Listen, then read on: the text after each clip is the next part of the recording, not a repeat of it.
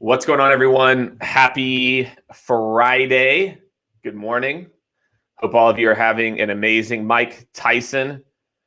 I wonder if that's, I was really hoping that would be like the Mike Tyson. If you saw, let me know if you guys can hear me.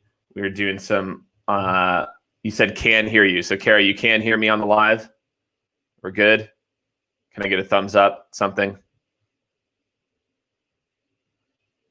Let me know, guys, in the comments if we're having any AV issues. We had a few on Monday, but we figured it out. Maybe, I don't know. So let me know if there's any issues here, and I'm going to kind of launch into it. Okay, you're texting. Okay, all right. So what's up, everyone? Happy Friday morning. Really excited to bring you another live edition here. Blake Johnston, what's going on, Blake? Mike Tyson. The reason I call out Mike Tyson in particular is one of my goals between the age of 40 to 50 is to beat Mike Tyson with no cheat codes. And Mike, that's not you. You're a doctor of philosophy. I don't want to beat you with a cheat code. I want to beat Mike Tyson's punch out. And if you were born in the 80s, which means, yes, you can still be a millennial, then you'll know what I'm talking about. So what's going on, everyone? This is the recap number 100. It's like I've got only two hands. I can't do it. It's like 101, number 101 recap that we've done. We're really considering bringing this 100% live. Last week was a ton of fun. What's up, Jay Nathan? Appreciate you, man, for joining. I'm going to talk about basically the week and interesting things that we're seeing in sales and marketing. So who knows? Maybe we'll make this a normal thing. I do have our cameo video of Sir Mix-a-Lot. And so if you didn't get a chance last week to see Mix, he refers to himself as Mix now, just so you all know. He refers to himself as, instead of Sir Mix-a-Lot, he's just Mix, which I think that makes life easier for all of us. If you guys don't know Sir Mix-a-Lot, go ahead and Google it. He's Mr. Baby Got Back. The team did an amazing job of getting him on Cameo, where I think we're going to try to do some business. Ali Ray, I still have not seen the email intro for me and Mix, but Mix suggested that we form a joint venture called Dunlap and Mix. And it's a B2B company. I don't know what we're going to do, but he's got some ideas for it. So that was a lot of fun. So, all right, let's jump into it. If you have some questions, if you're like, Jake, look, I've got random questions about life or sales or entrepreneurship, I don't know, whatever's going through your head, I will try to take some of those as well. So, all right. So this week, quick recap, went live on Monday to share data that we have started to aggregate around LinkedIn. And if you missed Monday's live session, Kara, team, can we go ahead and drop the YouTube link into the comments in LinkedIn? I really think a lot of you should take a look at this data. And I'm going to tell you a few, like I think some of more of like the outlier information here that really stood out whenever we, whenever we went through it, which was one, hashtags. That hashtags actually have absolutely no impact on reach.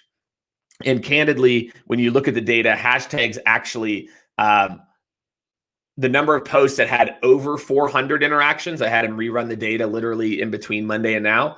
The number of posts that had over 400 interactions with no hashtags or with hashtags was 0 with hashtags. And I think that that's a really interesting data point. I know a lot of you are thinking about hashtags, how to use hashtags. So just something to consider. There's also some interesting insights around emojis.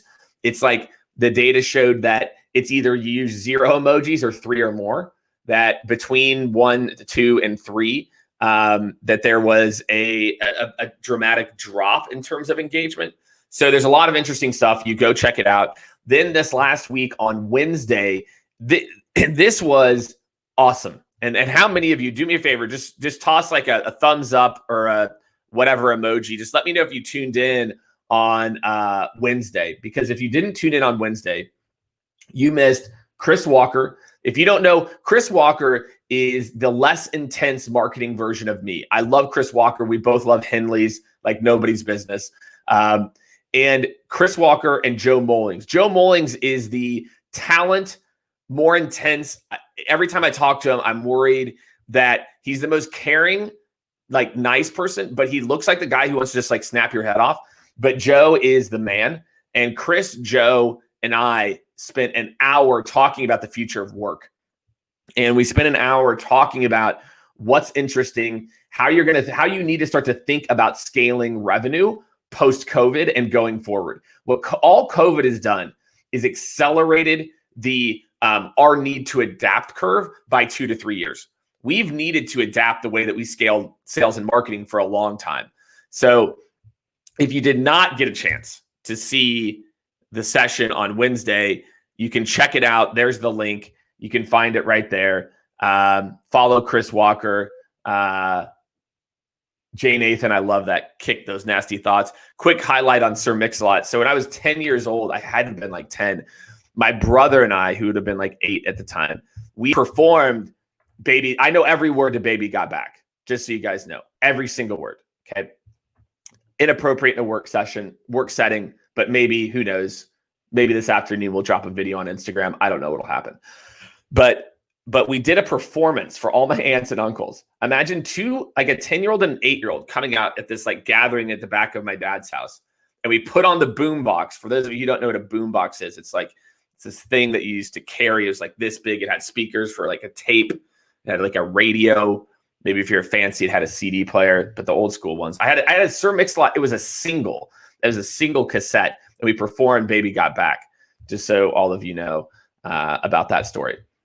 So that's what was up for the week. So back to work life here. So Joe and Chris and I mixed it up on Wednesday. It was awesome. It was really a great conversation. I really love those two dudes. They are both some of the most forward-thinking people I know in marketing and in talent. And if you don't know Joe and you don't know Chris, man, you're really missing out. So, all right, let's move ahead to Jake's Take. So this is a weekly segment where I talk about what I'm seeing, something that's interesting. Could be an article, could be some observation from the week. All right. This week is the return to normal. Okay. And what I think is really important for us to think about is there is no return to normal. It's just the future, right?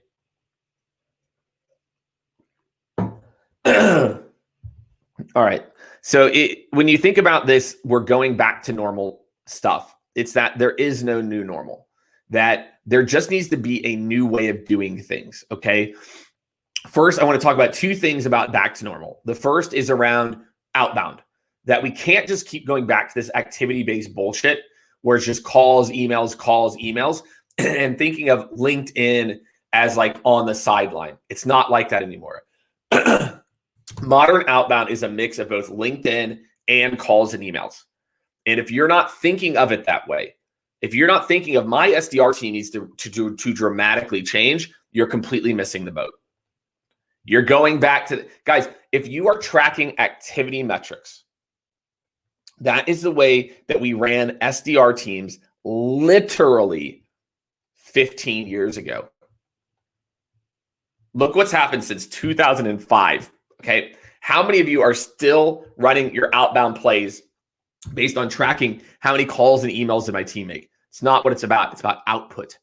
It's about how do I get individuals to make more widgets, AKA qualified opportunities, not how do I get them to press a rubber stamp faster. Okay. That's number 1. Next is your sales operations and revenue operations teams are a waste of time. And I love all of you in sales ops. I love all of you in revenue operations. But right now, and again, with all the love, your revenue and sales operations teams are a complete waste. They need to be optimizing your organization. So if you're constantly adding, like more reports and dashboards, you're completely missing the boat, y'all. Like these people, okay, these people need to be a performance part of your organization. They need to look at what cadences are working and change them every week. How often are you changing your sales cycle? How often are you changing your outbound? How often are you changing the way you work with customers? It is a joke. Sales has become lazy, and like marketing Marketing doesn't put up with this stuff, guys. Marketing is super, super focused on how to optimize in real time. But sales, we're not doing any of this stuff. So that is one of my big takeaways for you this week. Okay. Zeke says adding Twitter into the mix. I agree 100%. I think for a lot of you, how I would think about this is I don't really care about LinkedIn. I know for a lot of you might like, Jake, what do you mean? Of course you care about LinkedIn. I really don't. And I care about where your buyers are. And if your buyers are on Twitter, then my friends, go get active on Twitter. If your buyers are on IG, go get on Instagram. If you're selling to people under the age of 25 and you're in B2B, I would make a TikTok page. Right? And again, I think it's important. You got to be where your buyers are at. Philip says, I'm dying. I could have been in reference to my Sir Mix-a-Lot reference. Okay, next up is this week's Shockwave. Okay, what we've got to do here, Ali Ray and Kara, what we need to do is every time I say the word shockwave, I want to try to figure out how we come up with some effect that looks like, like something shaking, or maybe there's like rocks falling or something like that. But let's make sure we kick that in for next week. So this was an interesting one. The team pulled this one together in particular. And this is about pushing employees to go where you want them to versus removing obstacles. And I think, look, as a leader, this is probably one of the biggest conundrums that you'll ever have. And team, let's go ahead and drop this article in the links to, or in the comments. Your job as a leader isn't to tell people what to do. It's to provide guardrails, endpoint goals, accountability milestones, and let people figure it the fuck out. Okay? There's no bleep button on this. We're live. Fuck. Right? I said it. Sorry. Right? So that is what your job is as a leader. My job is to set goals, set parameters for those goals, right? So there's no ambiguity around why is Jake in my shit right now? Why is he not in, guidelines, accountability milestones, and then let people do what they want to do. Not say, here's the goal, here's what it is, this is exactly what you should do. And I think as a leader, sometimes it feels like a shortcut when you do that, when you tell people. And there's times when you do need to teach. But I want all of you to think about, if you want lasting change in employees, if you want lasting change in change, okay, you can't do that. You can't tell. You need to guide. Now, if somebody who's never done something before, that's when you teach. If they have done it before, that's when you coach, right? So we'll drop the link. I think this is a great one, guys. I think you picked an amazing shockwave. Right? So there's like rocks falling. Just imagine that you just saw that. Okay, this week's in the news. We're going to talk a little bit about how this pandemic is shaping the way that we go back to work. So there's some interesting articles. We'll drop this article as well too. I think this is a great one. That CEOs are doing more and more in finding ways to get engaged with their people, right? So we're doing a Zoom happy hour later today. It's actually our second one. Like, we've got to do a better job of this internally. And group fitness classes. I was actually on my wife's company, did a happy hour, and I've got a little special treat for the team later, so I don't want to spoil it. But and they had like a band come on and play. And so I think as a CEO, my job or your job is making sure that there's fitness classes that people are doing. There's a lot of different ways to keep people engaged. That there's a lot of natural engagement that people are craving that you as an organization have to think about. There is we're doing basically in our Zoom, we're doing kind of breakout rooms where people talk one-to-one. There's another company I'm kind of reading this about. They kind of paired someone up with somebody who's more experienced in the organization and started that. So again, I think a lot of this is just about creating connectivity between people. And so just make sure that as an organization, you're thinking about that. We'll drop the links in the comments. So this is my favorite section every week. Well, they're all my favorite sections, right? It's kind of like your kids. Like, you don't have a favorite, but depending on the day or week, you might have a favorite. It's just a thing. Okay. It's hashtag Ask Jake Anything. Okay. Hashtag Ask Jake Anything. This is where I scour the internet. We scour LinkedIn comments. We scour Twitter comments. And then what we do is we try to aggregate them, and we pull 1 or 2 a week. This one's from Megan Polium. What's going on, Megan? We appreciate you. During the pitch, how do you prioritize promoting your product, speaking to prospects' pains versus positioning it against competitors? Oh, this is a gem. All right. So you actually don't in the demo. And so here's what I want to explain what a good discovery meeting or good walkthrough meeting looks like, whether you combine them or not, doesn't really matter. Looks like is this. Before you go into the demo, there's a 2 to 3 minute, we'll call it talking point. We call it worldview. And I've got to get you to align to my worldview first before I go into the demo. Because if you don't believe in this worldview, you're never going to buy anything. There's no point, because that's what I solve for. That's different than my competitors. So the framework is very, very simple. Okay. First, you call out 2 to 3 common pain points in the industry. If you're going to take notes right now, everybody. Go get a notebook, get a pen, get a piece of paper. This is what you want to write down. The very first thing you do, you say, Jake, tell me more about Skaled. Absolutely. I'm more than happy to. First, let's talk about what's happening in the industry. Okay. Should I be able to select or click on the links in these comments? Can't seem to figure out how. That's weird. You should be able to click on them. I can click on them. So here's the framework. First, 3 common problems in their industry. Hey, Susan, we're seeing consistently that sales turnover in leadership is extremely high, and that teams are sick of scaling with just throwing bodies at the problem. Is that something that you've seen as well too? Yes, Jake. Oh my gosh, it totally is. Well, yeah, great. Okay. But what most people aren't thinking about is that in 2021 and 2022, competition is going to increase by 400%. That the average tenure of employee, and especially in sales leadership, is going to go down to less than a year. And with a 6-month ramp for a VP, how are you thinking about that? Oh my God, Jacob. They might use my name, my birth certificate name, Jacob. I don't know how we're thinking about that. Well, okay. Well, in this new world, you need to have experts at every stage, people who can get you through these. So then you hire the right people at the right time. That's what we do at Skaled for early stage startups, Mr. or Mrs. CEO.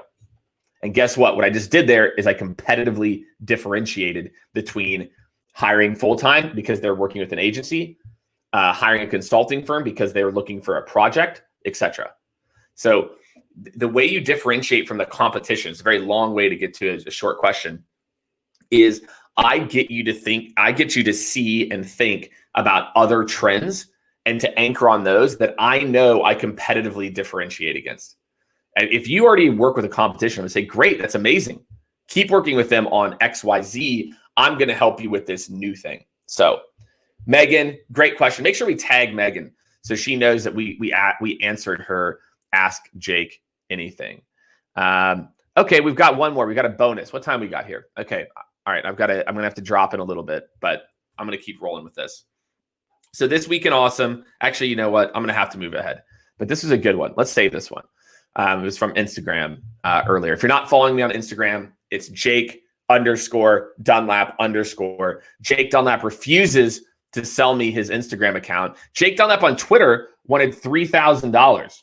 I said, Jake, it ain't happening. So if you guys do me a favor, go DM these people and say, please, if you find Jake Dunlap on Twitter or Jake Dunlap on Instagram, just shoot him a quick DM. Hey, what's going on? Do you know the Jake Dunlap, right? The other one. There's also a minor league hockey player. He looks like he's pretty good too. But you should really sell him your account for a reasonable price, right? And if any of you broker that deal, the amount of hookup that you'll get will be insane. Okay. So this week in Awesome, shot the recap number 100. Guys, we've got to get Sir Mix-a-Lot up on YouTube. Is Sir Mix-a-Lot up on YouTube and Lance Bass? Can you guys drop it in the comments? Guys, the team was so awesome. They had on Cameo, Lance Bass and Sir Mix-a-Lot send me these personal videos.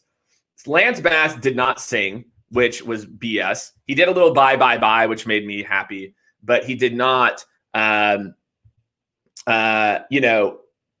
did not sing, right? And I thought Lance Bass, I'm like, Lance, let's go. Come on. Like, I want to hear some, Ain't no lie, but he did do a buy. So that made me happy.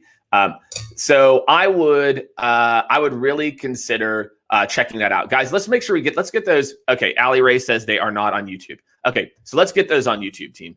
Let's get Mix and Dunlap, and make sure we tag Sir Mix-a-Lot in there too. Mix and Dunlap, guys. You're going to see that new LLC has been formed in real time. So that was really my week in awesome. The team just did an amazing job of like putting together a great 40th birthday for me, a great 100 recap. They got me an amazing wine set. Apparently I've got more to come, but it was really awesome. Another cool thing is the Austin Justice Coalition this week put together on downtown Austin. Actually, I think this is last week. This Black Austin Matters, and why Black Austin Matters in particular. And I didn't know about this. I just moved to Austin two years ago. Is there has been a systemic problem in the city of Austin with racial targeting and the injustice from like a police standpoint. And so the fact that the city of Austin is this kind of like blue dot in the middle of all of Texas is not as progressive as it should be. I think it was really great to see them do that. We actually have an amazing view of it from the office. And so I thought that was a pretty amazing opportunity as well too. All right, last but not least. All right, and then I've got to run. So again, thank you everyone for tuning in. Lots of love. Appreciate you. I'm going to be doing some other videos today. I'm kind of in a video mood today. So I would go hop over on the gram again, Jake_Dunlap_ again, or if whoever finds the way to get that other Jake Dunlap kid to sell me his Instagram account, because he just posts random stories once every 4 months. He just said, he didn't even name a price, the Instagram kid. He was just like, nah, I'm not ready yet. I'm like, you little whatever. And the Twitter kid, he'll come back. Every once in a while, he comes back, I guess, when he needs money. He'll be like, well, what if we did for $3,500? I'm like, dude, that's higher than what you said last time. It's not how negotiations work. So upcoming events. This is smart. This is really smart. So, all right. So this upcoming Monday, all right, team, just FYI, team. Ralph had to cancel. I think you guys are on that. So this coming Monday, what I'm doing is awesome. Okay, this is awesome. Anybody that you know, I put a post up about this yesterday afternoon. Next week at 12 Eastern, anybody who's unemployed, looking for their dream job, looking at what's out there, I'm doing a live LinkedIn profile review with you. So just going to talk. This is only for people that are looking for their dream job. And I'm going to help you understand how to reposition your profile, how to DM and engage with people on LinkedIn, and how to do this, how to put together a business plan for your interview. Okay. That's how you're going to get your dream job. You're not going to get it by just like sitting in an application. So make sure you tune in this Monday at 12. Then 2 other webinars this Wednesday. I have sales reps who are generating 20 plus meetings on LinkedIn a month joining me, and we're going to talk about how they're doing it. So Wednesday, and again, we'll drop all these links in the comments.